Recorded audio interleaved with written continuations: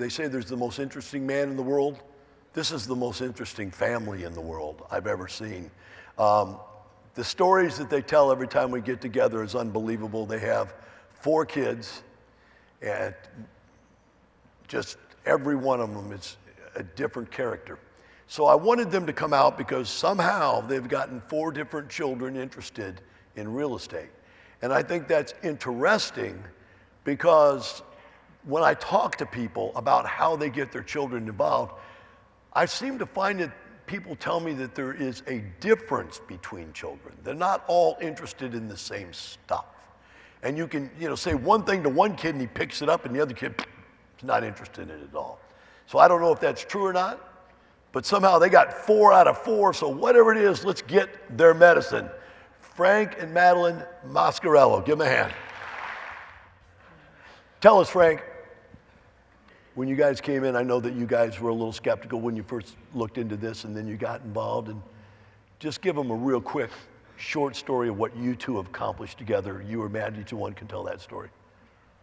What we've accomplished, wow. Well, besides the 2 boys that are with us at that end, we've joined in 15, bought our first complex in January of 16, sold it in July of 18, and between there and now we've got into 65 plus passive investments. 65 apartment complexes.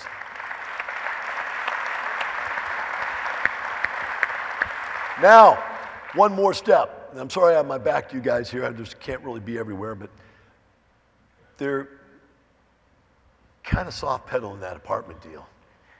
Mad comes to me after owning an apartment for 1 month. She has a party at her house to celebrate, and she pulls out 1 month's worth of financials.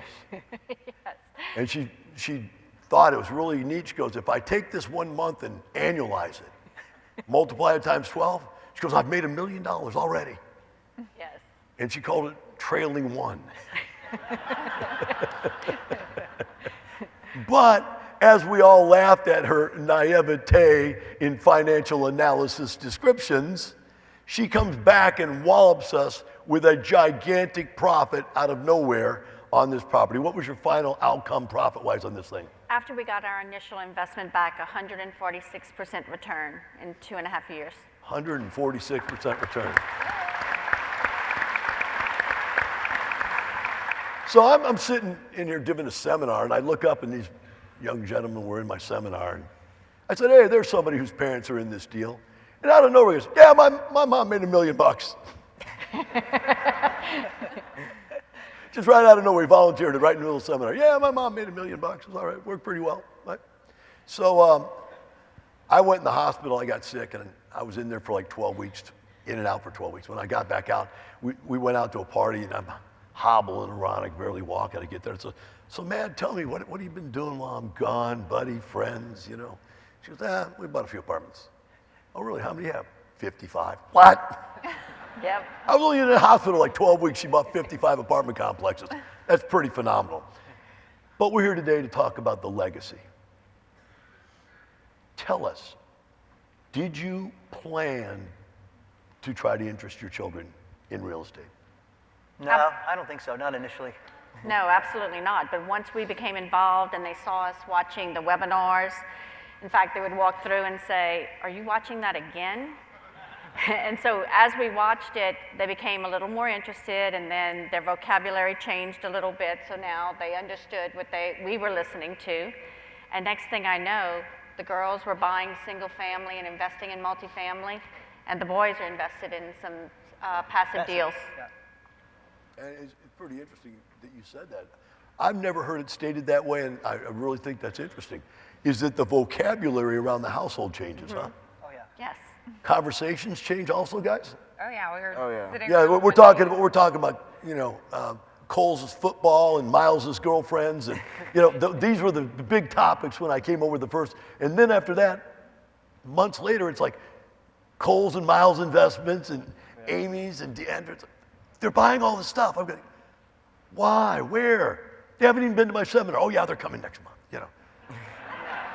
They had already gone to your They'd seminar. already gone? And we've had people at the house who were talking, and we've had some people over discussing their investments, and the boys were listening to it, and they were going like, hey, how do we get involved in this? Yeah. Yes. Can we So do Frank that? and Matt are very good networkers, and that one of the things I'll share with you, many of the people lifestyles that do well here are very good at networking because you're not afraid to get out and talk to somebody. There's massive amounts of information here. People sitting here are going to share with you all over the place.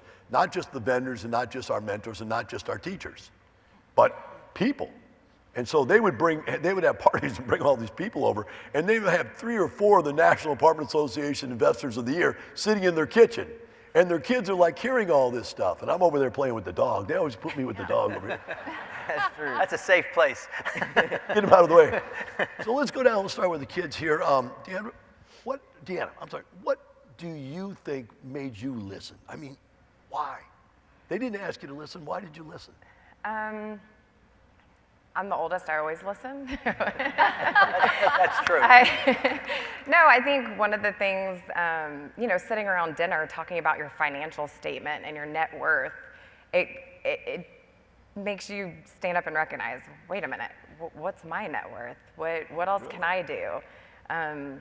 So I think that's kind of how I started, was just, and it is the lingo.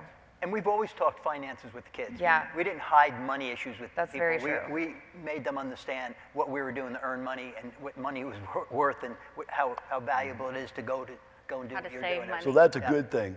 It's I would be willing to bet, guys, and I don't know this for a fact, but I'd be willing to bet that 70-80% of the people in this room have never told their kids what they own. Correct. And in other words, what financial stuff they have, where it's at. right. That's old school where people never talked about money at the table. Yeah. I never knew what my parents were doing, ever. Yeah, what do you got, Dad? That's none of your business, Right. Exactly. boy. That's exactly right. Everything. So, as you were looking at this, saying that do you felt pressure because you're the oldest that you had to look at it? No, I feel like I pay attention a little bit more. Yeah. Now, I don't want to go too into. I don't want to go through anything personal, but during this time, how long you guys been here now? 2 years, 3 years? What is it? 5 years. 5 years. May of 15. No wonder I'm feeling old. Time is going really fast. Right. During this time, every one of you has a story as to stuff that had been going on in your lives. You guys had a lot of stuff going on in your lives. You guys had a lot of stuff going on in your life, both of you. I know that, and we're not going to go into those stories here, but did that change in life that you guys are going through, did any of that add to this? Yeah, my first single family I did was my own first house I bought. I've now rented it out, and that There was you go. because of a lifestyle change. So that's how I started actually getting into the single family. And then Sis, my let's sister, talk. my sister and I started doing deals together. So we own a couple single family properties How together. did they drag you into this? Because Well, crazily enough, this one who says she listens, I actually joined before she did. Rivalry, go. I guess I was the first one to join shortly after my parents did, and it was mainly because, well, there's probably 2 sides to it. My husband was in oil and gas and had been laid off time and again, and knowing that that's always something that can happen in the corporate industry. I'm in pharmaceutical sales. We all know what happens there too. So seeing and learning from them just to kind of diversify was my main goal, and just to grow my net worth in a way that I can't do in the stock market or what my dad has learned over time. And so that kind of got me involved. And I think we joined just as challenge members, and we did go to the seminar for 2 days. see, these were quiet. I didn't even see them in there. These guys right here. Hey, my mom got $1 million. And through Lifestyles, we did buy our first couple single-family properties. And then about a year later, I think she then joined and started doing passive investing, and then that's when my husband and I did that as well. And then we started buying some single families for her and I together, and it just kind of keeps spiraling from there. All right, so I'm going to take Snowballing. you two and I'm going to put you in a box together of sort of the middle age group here, okay? From the first marriage, so the first generation of children, and you're both at that age where you're adults now. You're living an adult life. The question is, did you have a wake-up moment at your age that, whoa, now I need to think about money? It's time? Or was it just because it was going on around you? No, it's been ingrained in us from a young age. Dad always listened to talk radio, which is how we found you. Yes. So we've always talked investing in the stock market. And I will say, I did take against my parents' will and wishes, I did take a stock market trading class. Wow. And one of the epiphany moments was, you have no control over your 401k and any management fund that you're in, you're paying huge fees for it. And that really struck home with me. In real estate, have you ever known the market to drop more than 10% in a week? Yeah, your Like property the market never- has your this property past will week? not drop. Well, it has So- this week. Yes, but not properties. Properties But not will drop. property. Yeah, Rates nope. go down. So, And it never How goes about to you? zero. Married and young married, young couple. 3 children. Money, Young couple. do young couples talk about money? We do talk about money, and I'm actually, I think, just learning from my dad, my 16-year-old and I just sat down the other day and I went through budgeting, and she has her first job this year, and just kind of teaching her how to budget, how to save, and what you can do with your money and how you can make it grow. So it's always been an open conversation that we've had, and my dad's taught us at a young age. I remember in high school, I graduated and it was, do you want a pearl necklace? And I thought, well, could you just give me the money for it and I could invest it?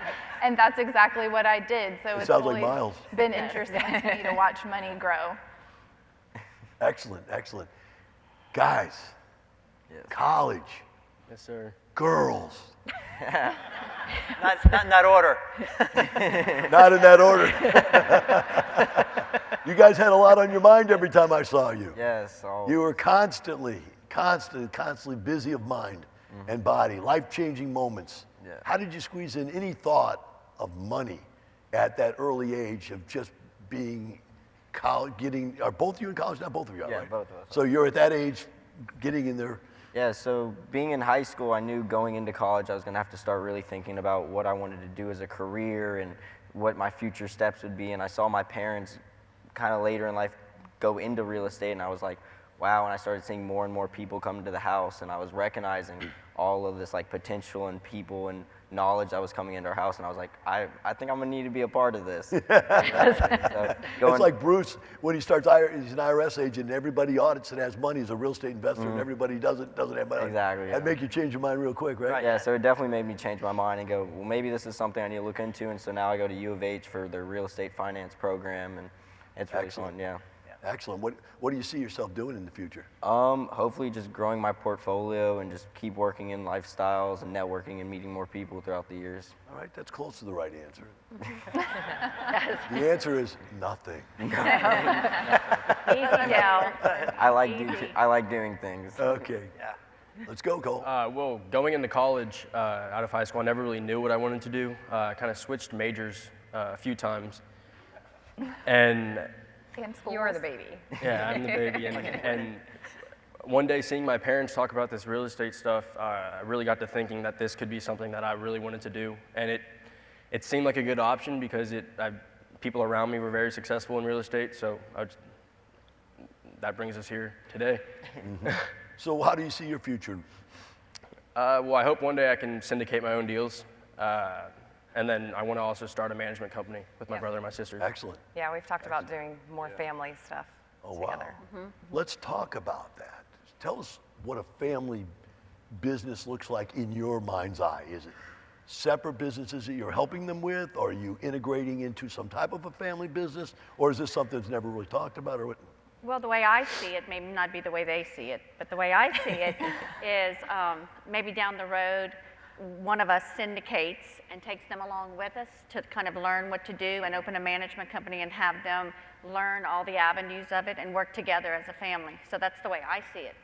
Okay. There'll be the finance group, there'll be the management group, there'll be the Does grinders. that sound like something that you guys could buy into? Definitely. Definitely, yeah. Yeah.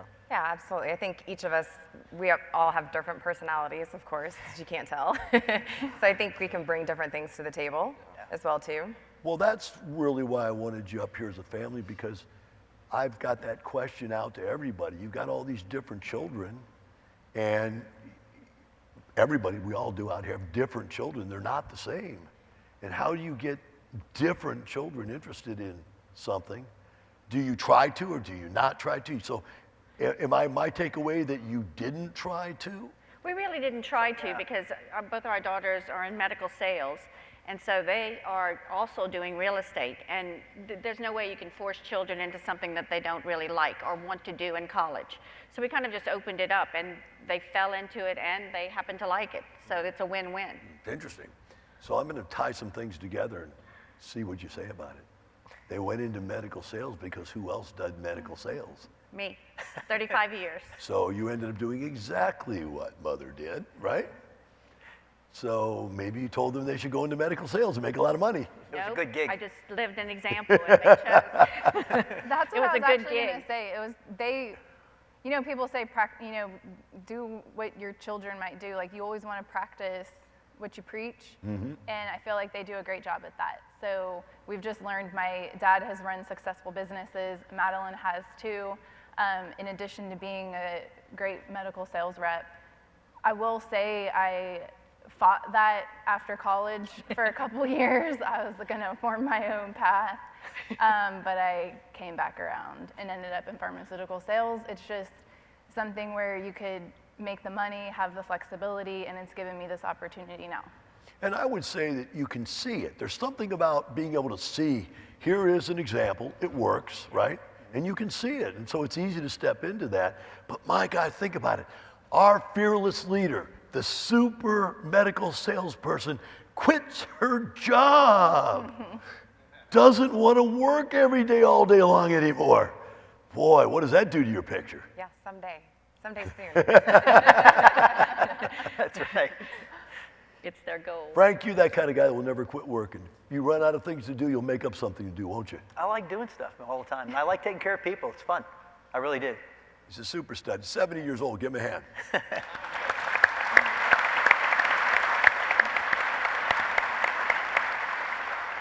I got this expiration date across my head. It says, Del, you're working on borrowed time here. Frank doesn't have an expiration date. No expiration. His family lives to like 100 years old. So it's what's funny is because nobody in my family lived past 65. I'm like, it's almost over. And Frank's like, nobody died younger than 90. He goes, man, I haven't even got started yet. My dad was dating again at 90, so. Don't hear that, man. No, that will never happen. So would anybody else like to share with the audience what you think it was that brought this family to real estate? Is there anything else we're missing, we're leaving out? No, I think it was definitely my parents showing by example and just going to the meetings and working and seeing like my mom retire from her pharmaceutical job and keep building and having mastermind meetings at the house and more people coming over. It was definitely like an eye-opening thing to see all that happen and be like, I think this is the right path. Like we could easily get in on this and work with all these people and definitely have like a lot better life from doing so as well. Just to see how successful people around us have been with real estate. I think that's what got us into it. Being around success. Yeah. Yes, sir. Yeah, But we could not have done it without lifestyles. Right. I mean, thank Interesting. goodness Frank heard It it on is the radio. interesting when your friends change, your goals in life change, don't they? Yes. So we've got just a few minutes left here for you guys. I want to hear from each one of you the epiphany moment in the seminar. That when that light bulb went on, you go, oh man, that's it. That's the whole secret right there. Why don't you start, Cole? I was sitting in your seminar, and what made me think is when you said it's not about the money, it's about the lifestyle. It's You want the lifestyle. Yeah, I want the lifestyle. That's it. I'm done. Drop the mic. Boom. You can say it.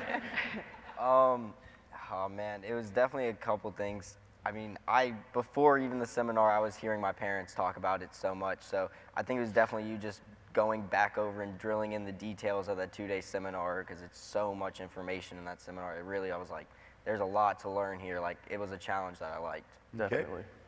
Mine was probably just seeing the numbers up there and how much your investment can grow in such a short period of time and how much money you can get passively versus what I'm seeing my 401k and IRAs do. The seminar made it really simple, I feel like. it's not complicated. You give a great roadmap, follow the steps, do what Dell does. But there are options too, right? Everyone's at a different stage financially in their life. So you have options with real estate, and that's what I love. And it's fun. It becomes fun. Yeah, that's a good idea. Right. Matt, what do you think? What I was think the my epiphany epiphany for was you? when the second day when you talked about multifamily, and I just thought the way you talked about it, the way you laid it out, we could do it. Yeah. And just the ability to grow the asset independent of other assets around it was phenomenal to me, and that you could really make a ton of money doing it. Okay. Yeah. Frank, want to sum it up? Yeah, I think my aha moment was when Madeline said, "We're going to do this thing." If she's in, I'm in. I was all in That's the from day epiphany one. moment of the whole seminar. Frank, we're doing it. That's it. I mean, it's when you can refinance money out, reposition a property other than what single-family properties do, multifamily, where you can reposition that property and make the value more and take that money out at any time you wanted to. It never goes to zero. I was all in because I had been through every market you can imagine, the oil markets, every insurance property you can get a hold of, REITs and everything else, and none of them really worked like this works. This is phenomenal stuff. Thank you.